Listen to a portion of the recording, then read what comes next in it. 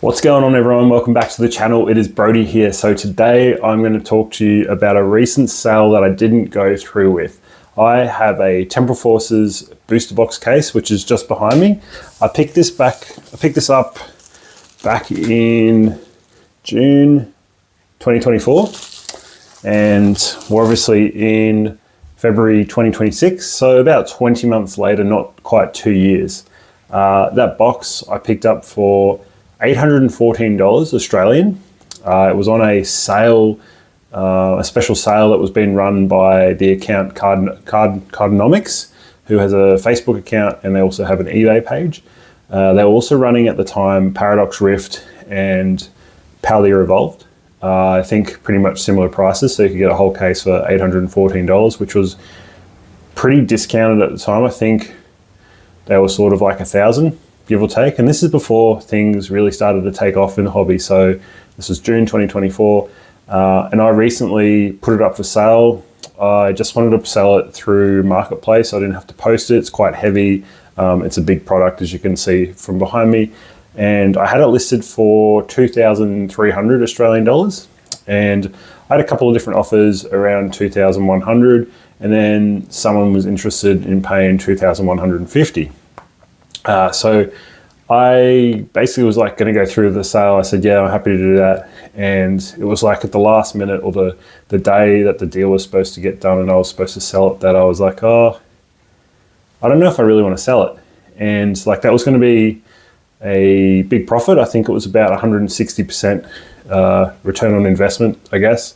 It was going to be a massive amount, like going from $800 to 2,100. Basically, 2,150 was going to be like a huge return on what I'd put into it in the beginning, only 20 months ago, which is crazy to think that it's gone up that much. But the reason I was going to sell it in the first place was because I'd been buying a lot of cards.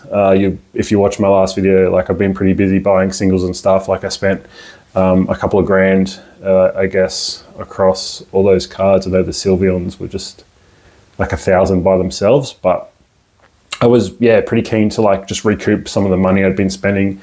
I've also been buying some other sealed stuff, which I can talk about in another video, and why I've been buying that. But I was like, yeah, I'm gonna have to sell this so I can recoup some of the money. And then like the day came around to do the sale, and then I was like, do I really need to sell this right now? Like I'm not in a position where it's affecting me financially. I think the case, being in a booster box case, and with everything that's happening at the moment with booster boxes, with Destined Rivals and a few of the other sets around, like the whole Pokemon isn't going to reprint booster boxes. There's a lot of that sort of chatter happening in the hobby at the moment. I just thought maybe I'm better off holding it because it's a case as well and not selling it. So I basically went back to the person. I feel really bad about it. So sorry if you're out there and you see this video, but I just decided I'm not going to sell it. And I just let them know, hey, decided not to sell. Thanks for your time, basically. I felt bad, but it is what it is. Like I didn't go through with it. And I think there'll come an opportunity in the future for me to sell that. I think worst case scenario, if I had to like fire sell it, I could definitely do that through Marketplace, drop it like a few $100s if I really needed to. Like I said, I had quite a few offers, probably 3 or 4 for 2,100. So again, I was going to make a lot of money on the box that I'd only bought less than 2 years ago.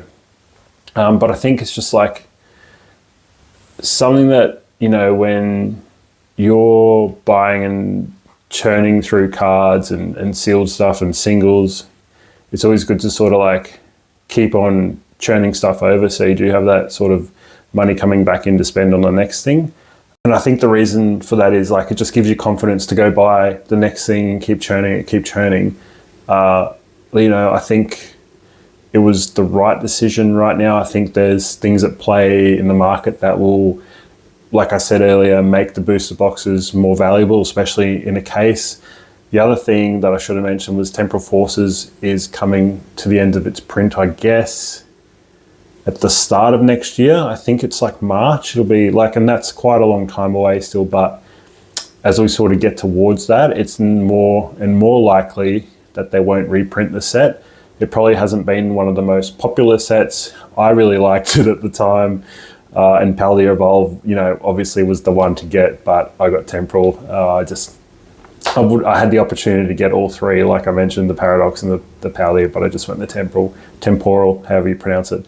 But yeah, I hope you guys enjoyed this video. I want to try to do more of this transparent content, talking about what I'm buying, what I'm doing, what's going on. Just so I've got this repository of videos and stuff to look back on. And then hopefully, you know, down the track, maybe in a year or a couple more years, we can look back and I'll be like, hey, I sold the Temporal Forces case, the one I was going to sell for 2,150, and I've sold it for 3K. I don't know. It'll be interesting to see what happens, and if I do, you know, circle back, do a U-turn and decide to sell it. But I think I'm just going to wait and see what happens over the next couple of months with the hobby and go from there, unless I really need the money. Thanks for watching, guys, and I'll talk to you all soon. Bye.